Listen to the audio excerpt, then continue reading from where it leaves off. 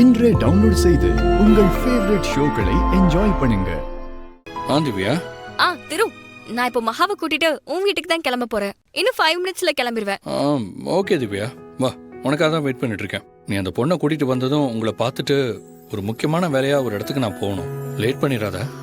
ஆபீஸ்க்கு தானே போக போற? இல்ல, அது ஆஃபீஸ் போறதுக்கு முன்னாடி நான் ஒருத்தங்களை மீட் பண்ணணும். கொஞ்சம் சீக்கிரமா வந்துரு. ஓகே திரு.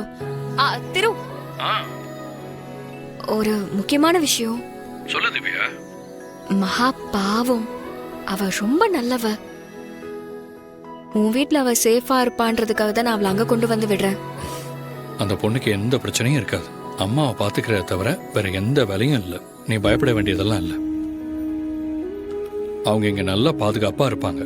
அதுக்கு நான் கேரண்டி. போதுமா? இது போதும் திரு. சரி, நாங்க கிளம்புறோம். சரி, ஓகே.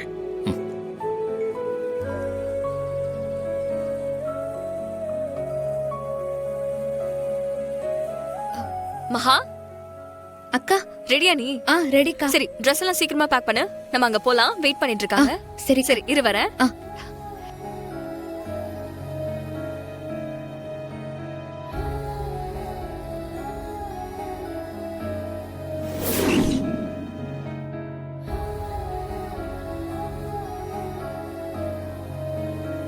உன் வாழ்க்கைக்கான வெளிச்சக்கீற்று நாளை உதிக்கும் அந்த ஒரு பொழுதிலிருந்தே தொடங்கப் போகிறது.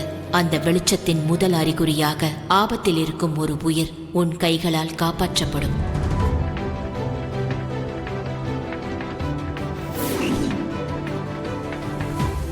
அம்மா, திவ்யா அந்த பொண்ணை இங்க கூட்டிட்டு வரலாம். கிளம்பிட்டாலும்.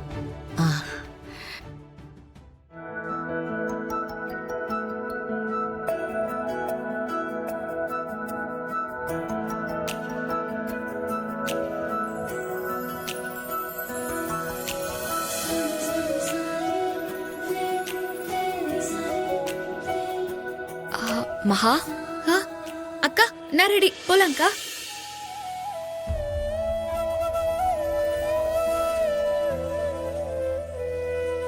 என்னக்கா? எனக்கு என்ன சொல்றதுன்னே தெரியல. உன்னை இங்க இருந்து அனுப்பி வைக்க எனக்கு மனசே வரல. ஏதோ ஒரு மாதிரியா இருக்கு.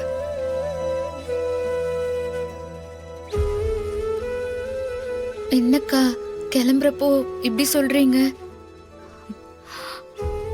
அம்மாக்கு என்ன பிடிக்கலங்கிறப்போ நான் இங்க இருக்கிறது சரியா இருக்காதுக்கா. சரி, டெய்லி நான் உனக்கு கால் பண்றேன். நம்ம பேசலாம். நீங்க சொல்றத கேக்குறப்போ சந்தோஷமா இருக்குக்கா. யாருன்னே தெரியாம என் மேல நீங்க இவ்ளோ பாசமா இருக்கிறத எனக்கு என்னன்னு சொல்றதுன்னே தெரியல. நீ எதுவும் சொல்ல வேண்டாம். நமக்கு ஒருத்தரை பிடிக்கிறதுக்கு ஒரு காரணம் இருந்தா போதும். உன்கிட்ட எனக்கு என்ன பிடிச்சிருக்குன்னு தெரியல. அதனாலதான் எங்க அம்மா உன்னை திட்டுறப்ப கூட என்னால அதை தாங்கிக்க முடியல. சரி வா, நம்ம போலாம்.